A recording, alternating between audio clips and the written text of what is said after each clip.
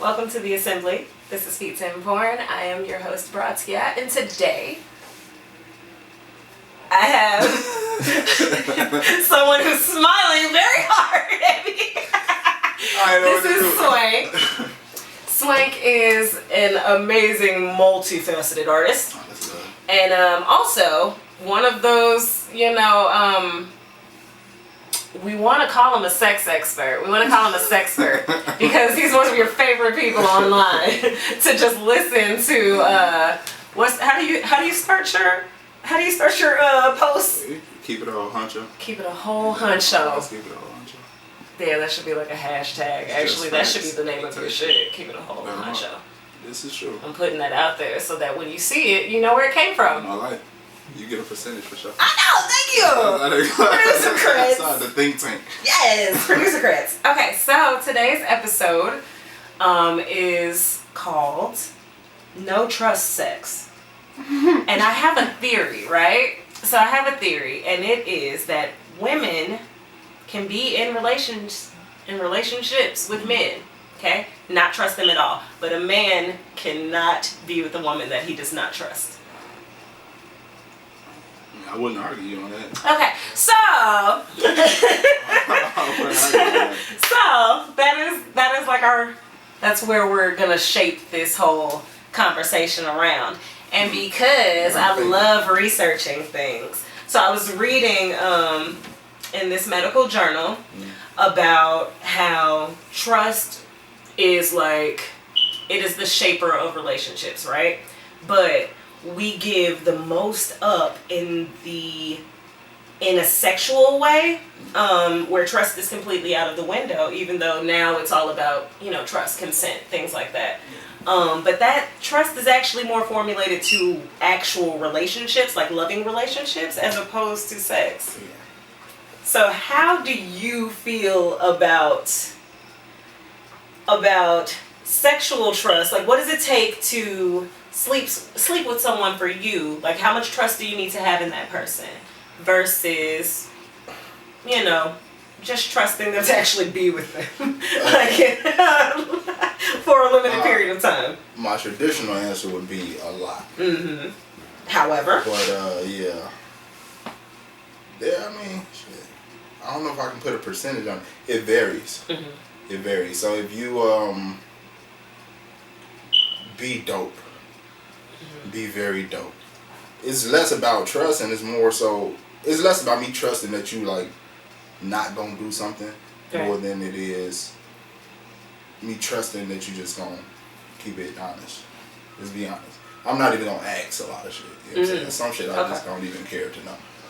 But if I ever do, be real. Yeah. So you can really do whatever the fuck you want, and I knew that before I started talking to you.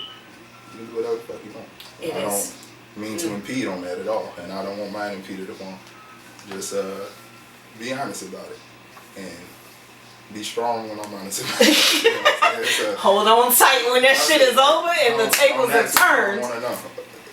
Yeah, that's the thing though. Also, that I would say that is a very that's a very male answer. It's a very male answer. That's accurate. And only because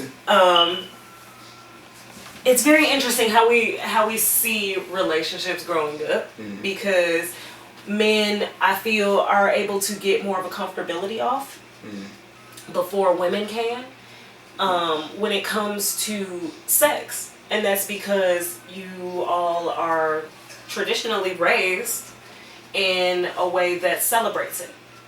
So you can be more comfortable within yourself sexually, where you have no qualms about that. Whereas women may be geared towards relationships more, and they want to tell you, hey, wait until you are in love. Yeah. Wait until it is this. All of these stipulations that go into it. So trust is thrown into the pot. Yeah. With that. So it's just thrown in later. Interestingly enough, I was raised that way. Nice. So, like I said, traditionally, my answer traditionally is no. You feel me? And traditionally is pre-heartache, all of that, pre-life. Pre-awakening. You know what I'm saying? So, yeah, that's how I was raised. You know what I'm saying? I still operate like that to an extent. I'm a traditional monogamist by practice usually. You know what I'm saying? So if I'm having sex, I'm with her. Okay. You know? So it's with the exception of pockets of time, and that's usually some transitioning, getting over some shit. You know what I'm saying? But it's like, yeah, I don't know. I'll come back to that. Yeah. I'll come back to that. Because I was going to ask. I'm like, no, actually, I'm going to ask that now. Yeah. Do you use sex to cope? I can't. I can't. Okay. Because I'm too honest, if that's a thing. You know what I'm saying? Yeah.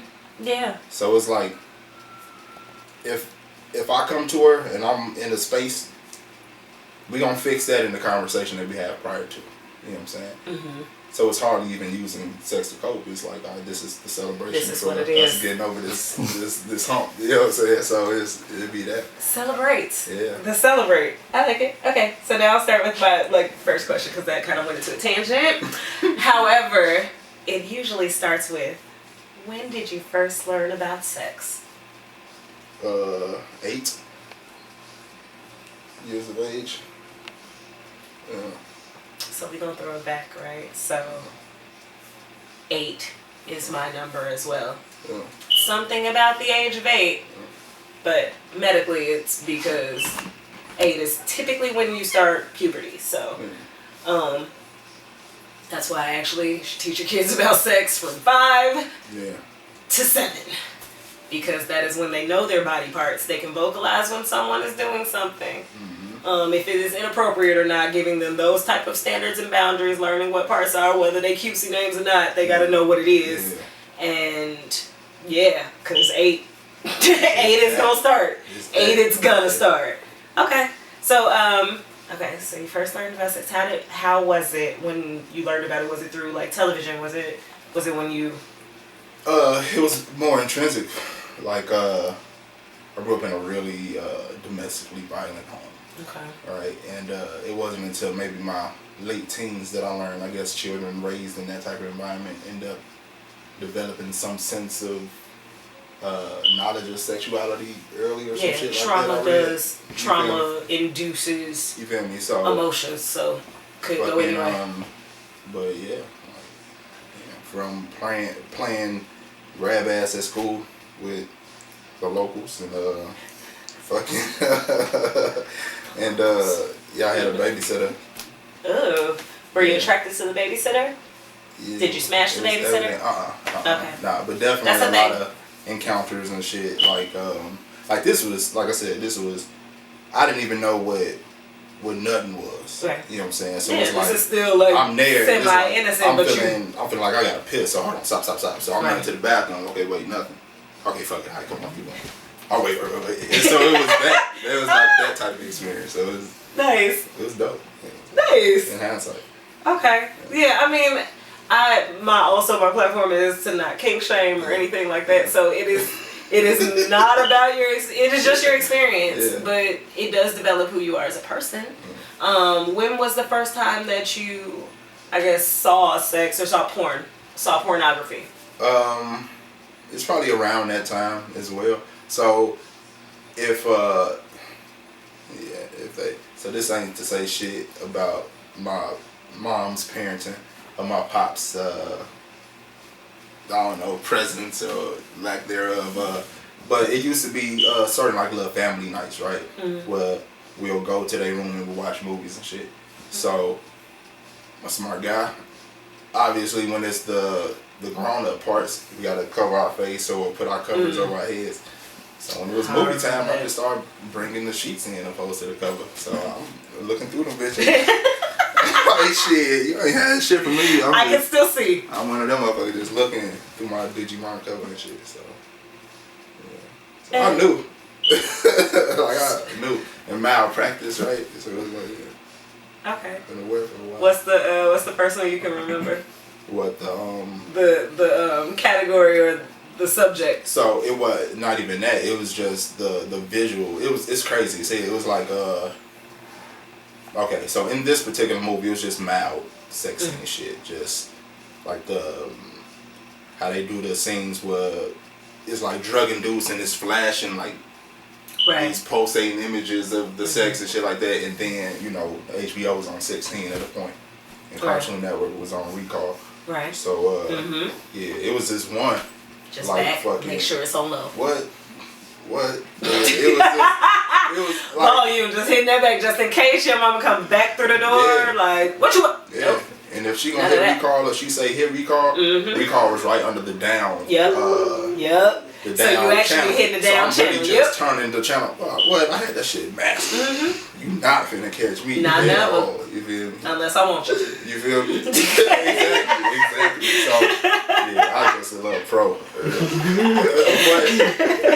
But on that, it was one that just stood out. Like it was an all lesbian one, mind you. Okay. So it was just like they were like fucking warriors.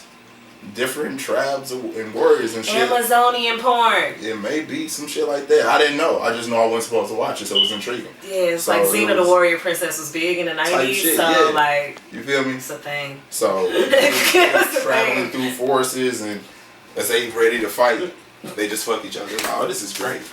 This is great. These fights are amazing. What the fuck? How unrealistic for a child to be seeing this. This, like, I love it. I love it.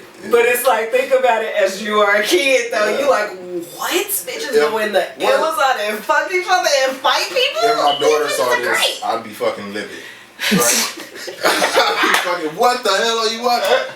Oh my god, it'd be that. By the time you like change it in school, so for us it was just like, wow, all right. It was like a happy comparison, which is why girls stayed in the locker room so long. It was just like, okay, just doing extra twerking and shit. It's bad. That makes sense. It's a bad idea. So, that was one of those pieces of information that I needed to link this with like why? You feel me? So that makes sense. That makes a lot of sense. You know, but. I feel like I can be a better father with that information. Absolutely, because we're just gonna see it all the time, and especially like if we're raised in the household with our moms, we see it all the time. So if you lucky, you gonna ask questions and she gonna answer them. Damn near. Is that like a black household thing? Yes. Like we're like just which is jiggy, right? Because I mean, just ancestry wise, we like just come from that, so that's super jiggy.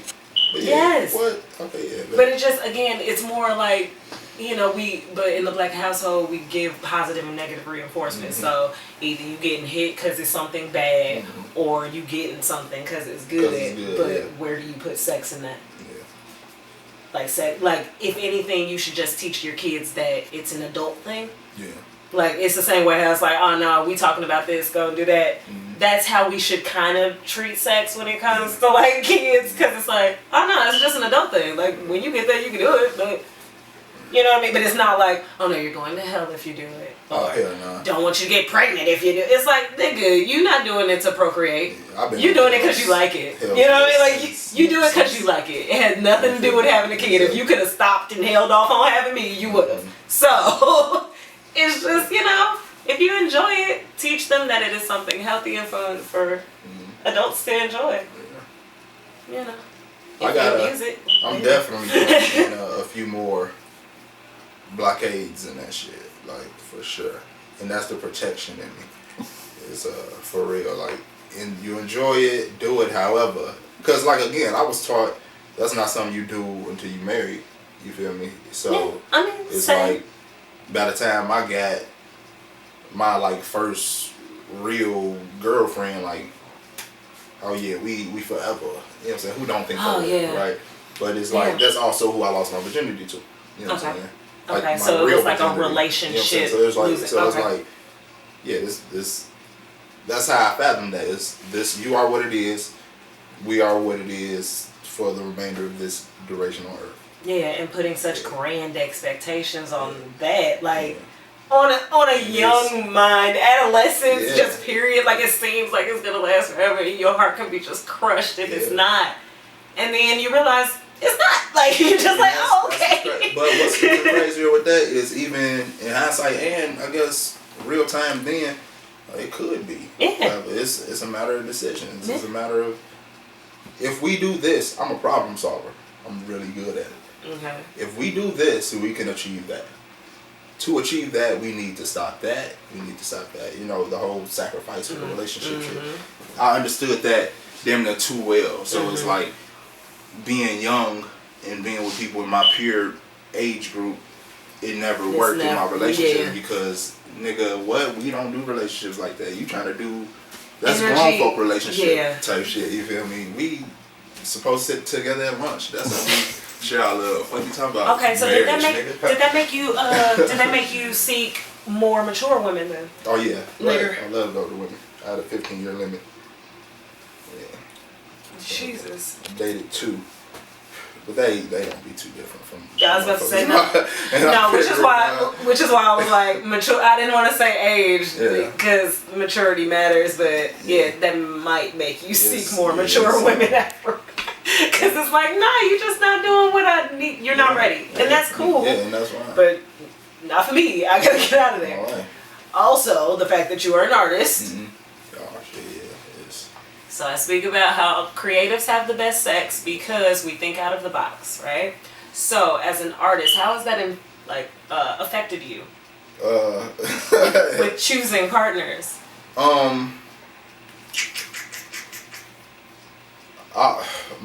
The initial thought was gonna be, it's not so much a conscious thing. You know what I'm saying? It's like just be dope. And that honesty shit, is that transparency thing, because so I create so much. If you are with me in this creative process, you are finna get like a real raw version of me. You know what I'm saying? You can't be here withdrawn and closing. You have to be as naked as I am, even if our clothes are on. You have to be as naked as I am in this very moment. You know what I'm saying? So that just kind of makes for that connection. So yeah, it's usually like that. Like that, I guess that's the medium, a conversation, being a bit more than just an artist. Like I'm a professional expresser. So like we just need to have a conversation. You know what I'm saying? If we talk for 2 hours, be dope in that 2 hours. I swear, I can make a valid decision about you within that 2 hours. 30 minutes even, just be you. Yeah. You know what I'm saying? So in your experience, has that been easier or harder for you with that thought process? It's been easier in terms of deciding. Once we get to the practice part, it's difficult because of the tradition I've been raised in. So it conflicts. I absolutely understand. Because it's almost like you're trying to put that, all of these ideals into a very small box. You know what I'm saying? Yeah. And I guess the whole thing would be to kind of master that though. Yeah. You know what I'm saying? Like I understand how a day could be forever. Absolutely. We can find forever in a day. Absolutely. So absolutely. But that takes a level of transparency. That takes a level of awareness both on my end and hers. You know what I'm saying? A level of consent. A level of it takes input. You know. So it's like it does take transparency. Have you found that? Have you found that in your quest to be more honest with yourself, is that bringing you around more people who are? Like, does it bring you your tribe more, or is it still like, you know, some people find it like some sort of, no, you're good. Some people find some sort of, I guess, loner quality where it's like, you know, a lot of people who do have different ideals sort of feel alone when it comes to that. So have you been finding your tribe lately? You know what I mean? Have you been finding more like-minded people who makes it easier for you to be that transparent?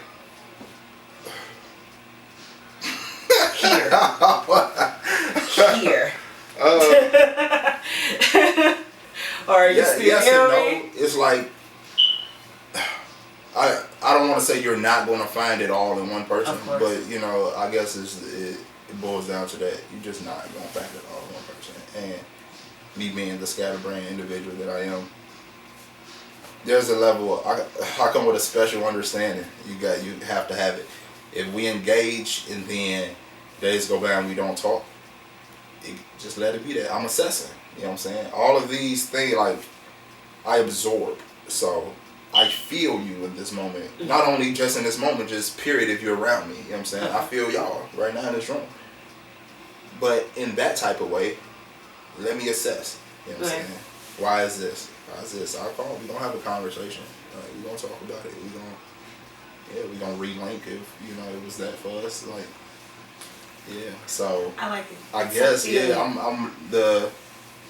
I'm learning me and my tribe, I guess my concern, I really care about people. You know what I'm saying? Okay. So I never want anybody to feel like they're being used or shit like that, you know. Because even with the greatest of intention, if they're not looking that way, if a person feels that way, they off with that. You know what I'm saying? So it's based on that individual, whether or not how they take something. You know what I'm saying? So that's always difficult. That's why I asked, like, how are you finding your tribe in that? Because I know it is difficult to, one, connect with people who you have like a mutual connection and timing is right and things like that, but then also where you are, you know, in just not just in life, but like your actual location, your physical location, where you're at, and whether or not you can do any of those things with any other people around you. Yeah. Oh, we have another guest. Come on in here.